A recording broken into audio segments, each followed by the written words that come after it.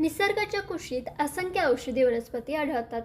त्यामध्ये कॉर्डिसेप्स या विशेष प्रकारच्या औषधी गुणधर्म असलेल्या मशरूम शेतीकडे अनेक जण वळले आहेत. दिल्ली येथील महिला शेतकरी सुमन सुकीजा यांनी गेल्या 6 वर्षापासून या कॉर्डिसेप्स मशरूमची शेती करतायत. या शेतीबद्दल त्या सांगतात की हा मशरूम मूळतः हिमालय प्रदेशात नैसर्गिकरित्या मिळतो. हा व्यवसाय घरच्या 20 बाय 10 फुटाच्या खोलीतही सुरू करता येतं. या मशरूम शेतीसाठी त्यांना 5 ते 6 लाखांचा खर्च आला असून यामध्ये रॅक, लाईट्स, बाटल्या आणि इतर उपकरणे समाविष्ट होतात.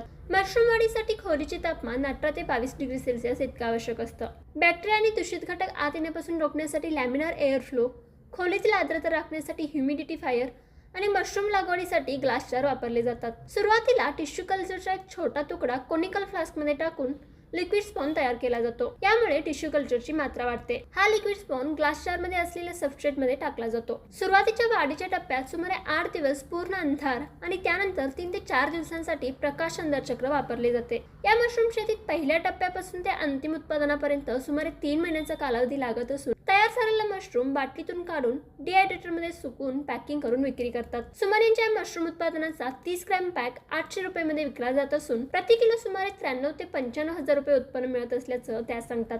बायोटेक्नॉलॉजीच्या सहाय्याने योग्य पद्धतीने ही शेती केल्यास नक्कीच फायद्याचं ठरू शकतं असं सुमन यांचं मत आहे. तर तुम्हाला हा कॉर्डिसेप्स मशरूम शेती कसा वाटला हे कमेंट करून नक्की कळवा. व अशाच प्रकारच्या व्हिडिओज पाहण्यासाठी आताच कृषी मंत्र यूट्यूब चॅनल सबस्क्राईब करा व फेसबुक आणि इंस्टा पेजला फॉलो करा.